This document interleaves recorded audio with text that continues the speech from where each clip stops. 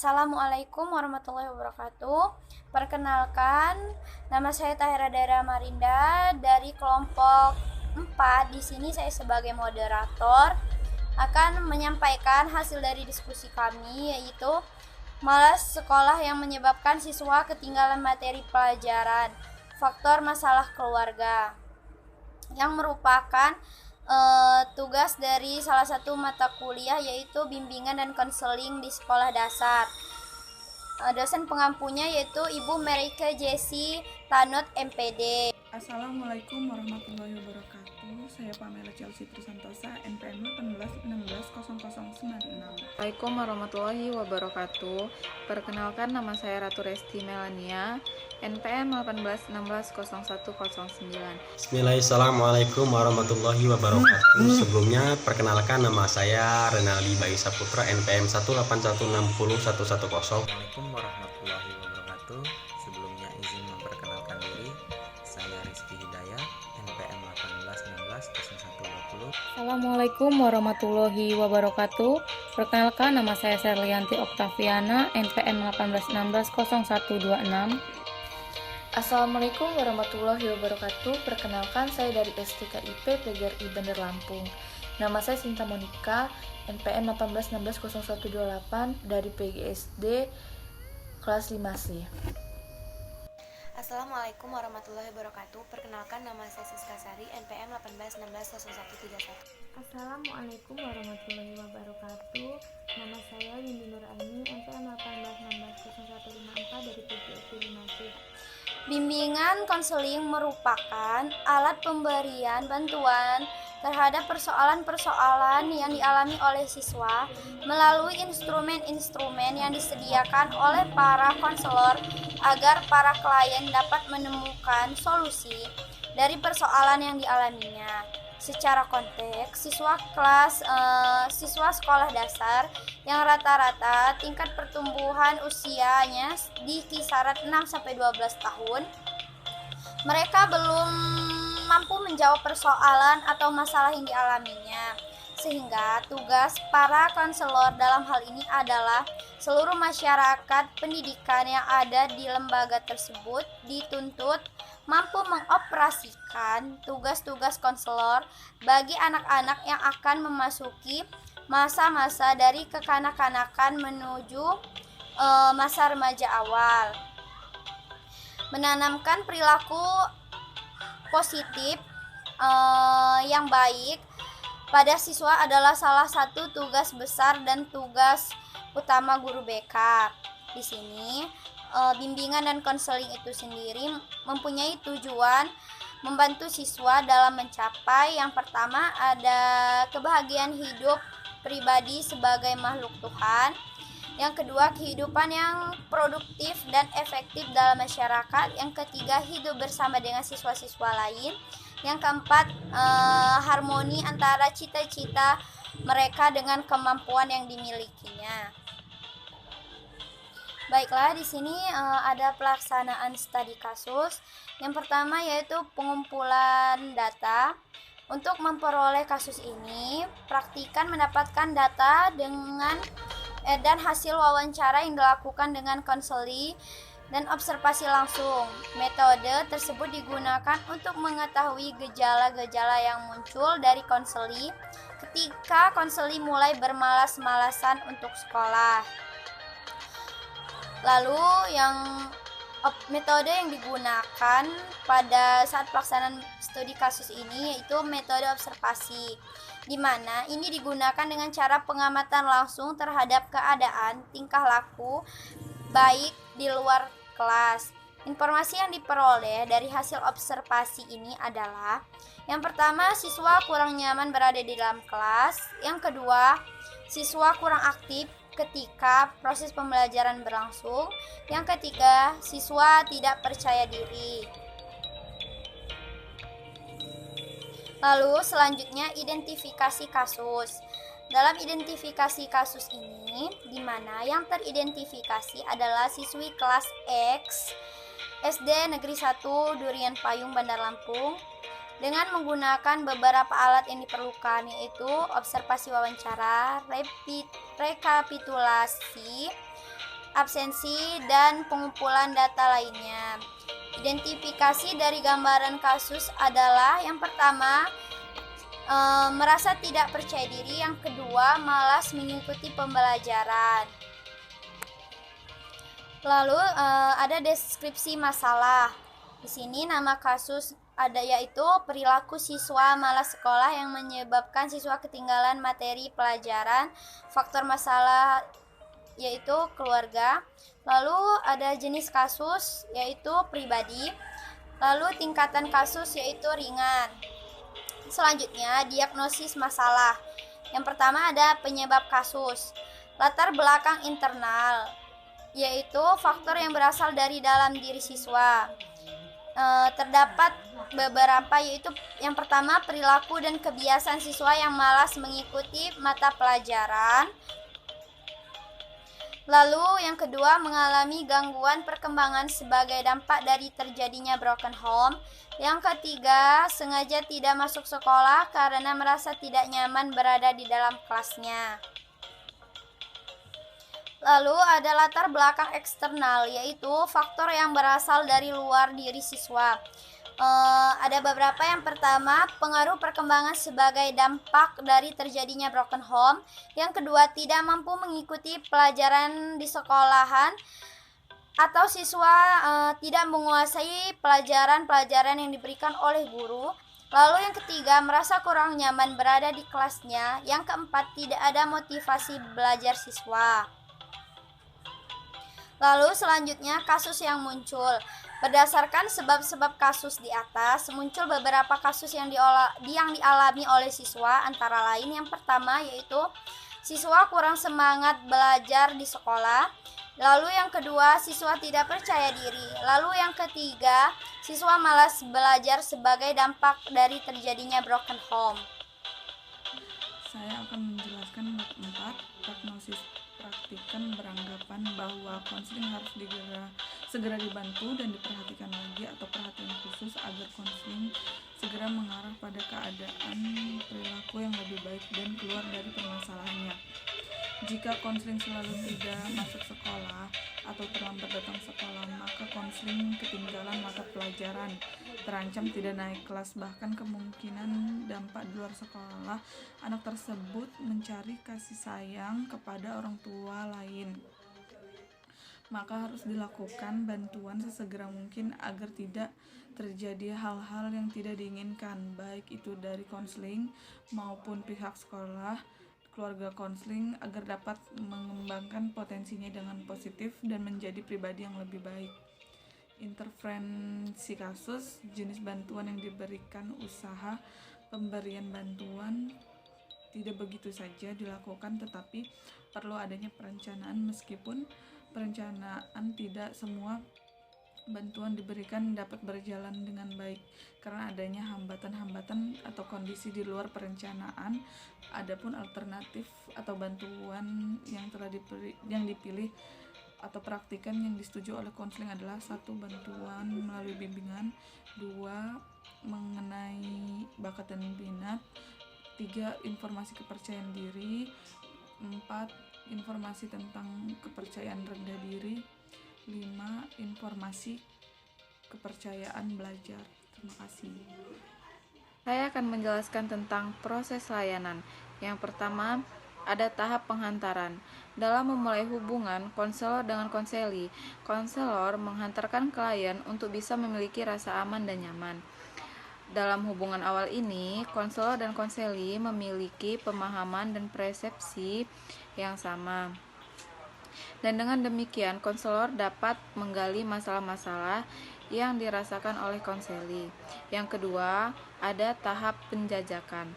Setelah berhasil dalam tahap penghantaran dan terbinanya hubungan, konselor dan konseli ditandai dengan antaranya konselor dan konseli memiliki persepsi dan pandangan yang sama, sehingga konselor dapat menjelajahi permasalahan yang dihadapi oleh konseli.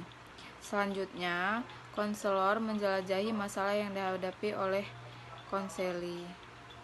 Dari penjajakan terhadap permasalahan yang dialami oleh konseli. Informasi yang diperoleh konselor adalah konseli mempunyai masalah absensi, kehadiran buruk dan sering terlambat.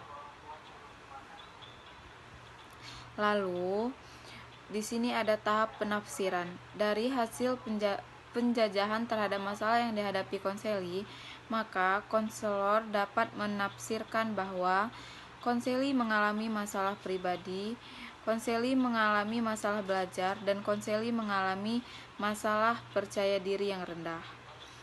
Sekian penjelasan dari saya ucapkan terima kasih. Di sini saya akan menjelaskan kelanjutan dari sahabat saya tadi yang mungkin telah menjelaskan tentang laporan masalah sekolah yang menyebabkan siswa ketinggalan materi pelajaran, faktor masalah ketiga faktor masalah keluarga, bimbingan dan konseling di sekolah dasar. Jadi mungkin langsung saja saya baca yang itu di tahap pembinaan. Jadi setelah di poin D, tahap pembinaan itu merupakan jadi setelah berhasil dalam tahap penjajakan dan informasi dan memperoleh informasi, maka tahap selanjutnya adalah dilaksanakannya yaitu tahap pembinaan. Apa sih tahap pembinaan? Dalam tahap pembinaan ini yaitu merupakan usaha yang dilakukan konselor dalam membantu konseli mengambil keputusan untuk pengentasan masalah, yang dimana pengentasan masalah ini yang mungkin dialami adalah dengan memberikan informasi serta motivasi. Jadi kita selaku sebagai guru konselor atau itu memberikan kepada anak SD itu suatu motivasi agar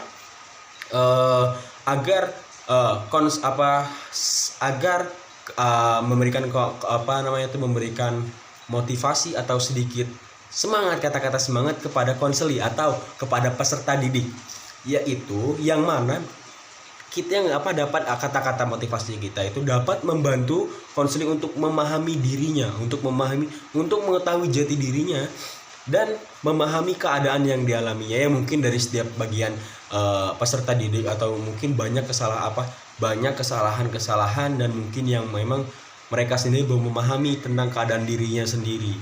Dan juga kemudian konselor memberikan arahan agar konseling dapat berpikir rasional bahwa temannya seperti itu hanya bercanda atau menjalin keakraban dan konseling. Jadi pada dasarnya seperti ini yang mungkin yang saya pahami dari kata-kata tersebut.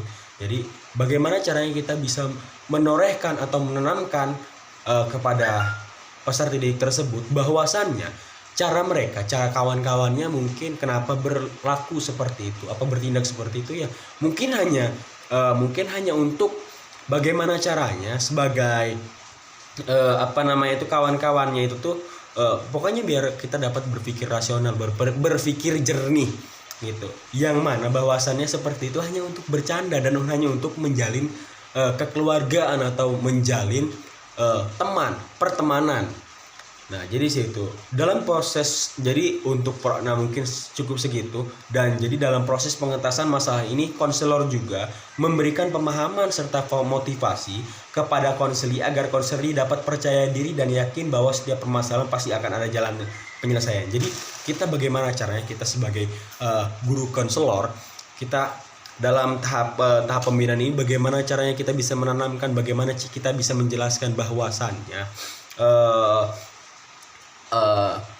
kita juga di situ harus dan kita juga harus memberikan pemahaman, kita harus memberikan pengertian bahwasannya dalam setiap permasalahan, jadi dalam suatu konflik atau apapun pasti banyak cara untuk menyelesaikan cara tersebut. Entah kita, ya pokoknya bagaimana caranya kita membina, kita memberitahu, memberi pengertian, memberi arahan bahwasan dalam setiap permasalahan apapun pasti ada jalan keluarnya. Ya mungkin cukup sekian. Mungkin penjelasan selanjutnya akan dijelaskan kepada sahabat saya. Waktu tempat saya mungkin dari kata-kata saya mungkin kurang berkenan di hati ibu atau kepada sahabat-sahabat yang mendengar, saya mohon maaf. Akhirul kalam, wallahu muwaffiq ila aqwamit thoriq. Assalamualaikum warahmatullahi wabarakatuh. Di sini saya akan menjelaskan tentang penilaian hasil layanan. Maka untuk mencapai tujuan proses konseling, maka diperlukan dilaksanakan penilaian untuk melihat bagaimana perkembangan konseli saat proses konseling maupun setelah melaksanakan proses konseling. Adapun penilaian dari hasil konseling tersebut adalah yang pertama, yaitu konseli memperoleh pemahaman baru terkait tentang keadaan dirinya dan permasalahan yang dialaminya. Yang kedua, konseli merasa masalah yang dialaminya berkurangan. Dinamikan dalam diri konseli kembali hidup ditandai dengan semangat masuk sekolah dan merasa nyaman berada di dalam kelasnya sendiri.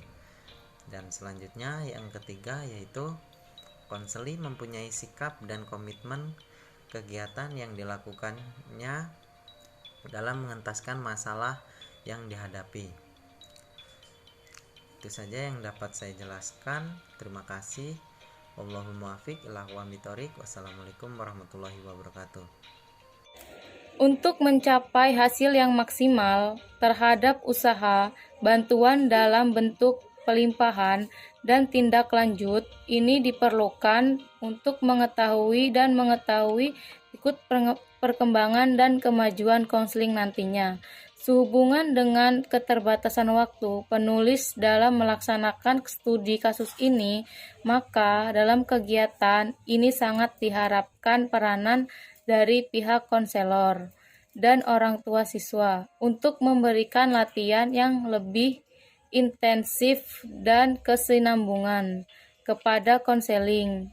Untuk itu, penulis mengharapkan masing-masing kepada guru pembimbing atau konselor sekolah senantiasa memperhatikan perkembangan konseling, khususnya pada saat konseling berada di lingkungan sekolah, mengamati lebih lanjut dan kemajuan siswa, bukan hanya perhatian dalam hal absensi dan keterlambatan, tetapi juga mengenai pergaulan siswa yang bersangkutan. Guru membimbing dan konseling membina hubungan antara kerjasama yang baik, sehingga konselor akan lebih mudah memperoleh informasi dalam keadaan konseling di sekolah, kepala sekolah kepada orang tua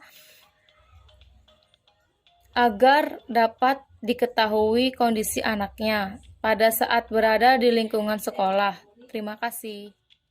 Dalam hal ini, apabila konseling kembali ke perilaku awal, maka siswa harus menerima konsekuensi untuk dipertimbangkan kenaikan kelasnya, karena kehadiran siswa sebagai bahan pertimbangan kenaikan kelas. Berarti kesimpulannya di sini yaitu keaktifan siswa dalam sekolah itu sangat berpengaruh oleh kenaikan kelas. 4.2 Pendekatan dalam pelaksanaan intervensi kasus, yaitu pendekatan yang ditulis penulis untuk dapat mengurangi atau menghilangkan perilaku bermasalah yang dialami oleh konseling tersebut adalah melalui pendekatan RET agar konseling dapat merubah pemikiran yang irasional menjadi rasional. Berikut penjelasannya. Anak si X diberikan motivasi oleh konselor agar percaya diri. Konseling meningkatkan dan membuat dirinya merasa nyaman dan kelasnya anggap teman-temannya satu kelasnya sebagai keluarga, dapat berhubungan baik dengan teman-temannya, dapat merubah tingkah lakunya yang malas sekolah. Apabila perubahan anak si X belum merubah, maka anak si X akan dipanggil kedua orang tuanya. 4.2.1 Tahap konseling behavior. Tahap atau asesmen yaitu mempersilakan konseling menceritakan masalahnya. Terima kasih. Secara garis besar, konseling mengatakan bahwa dirinya terlambat dan tidak masuk sekolah lantaran kerap sekali pindah rumah, jadi harus penyesuaian dengan jarak dan waktu yang ditempuh, dan faktor lain yang menyebabkan siswa sering tidak masuk sekolah karena kurangnya motivasi dari keluarga. Menentukan inti masalah. Inti masalah yang dihadapi konseling adalah perilaku siswa tidak masuk sekolah tanpa keterangan akibat kurangnya perhatian dan pengawasan dari orang tua. Memberikan motivasi pada konseling. Konselor memberikan motivasi dengan gambaran akibat yang akan ditanggung apabila konseli melakukan tindakan terus-menerus dan memberikan pemahaman kepada konseli bahwa setiap permasalahan pasti akan ada jalan penyelesaiannya. Mempertegas tujuan yang ingin dicapai. Tujuan yang ingin dicapai adalah memperbaiki perilaku yang salah pada konseli, yaitu sering terlambat dan tidak masuk sekolah tanpa keterangan. Memberikan kepercayaan dan keyakinan konseli bahwa konselor benar-benar ingin membantu konseli mencapai tujuan. Terus menggunakan teknik yang sesuai dengan kebutuhan konseli. Sini saya akan menjelaskan tentang evaluasi terminasi, yaitu teknik yang akan digunakan dalam penanganan masalah konseli adalah dengan menggunakan teknik RED karena sesuai dengan masalah konseli yang berpikir irasional. Menyusun prosedur perlakuan sesuai dengan teknik yang ditetapkan, melaksanakan prosedur perlakuan sesuai dengan teknik yang akan ditetapkan, menanyakan dan mengevaluasi apa yang dilakukan konseli, diberikan treatment, konseli menyadari kesalahannya dan konseli bersedia untuk mengubah perilaku negatifnya.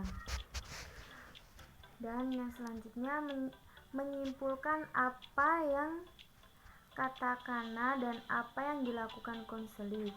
Selama 1 minggu sejak diadakannya konseli mengubah perilakunya dengan tidak terlambat lagi datang ke sekolah. Hal tersebut ditandai dengan absensi kehadiran konseli yang membaik. Memberikan tugas-tugas yang harus dilakukan pada pertemuan selanjutnya. Dan yang terakhir, mengakhiri proses konseling. Baiklah, mungkin itu saja yang dapat saya sampaikan. Kurang dan lebihnya saya mohon maaf. Saya akhiri. Wassalamualaikum warahmatullahi wabarakatuh. Terima kasih.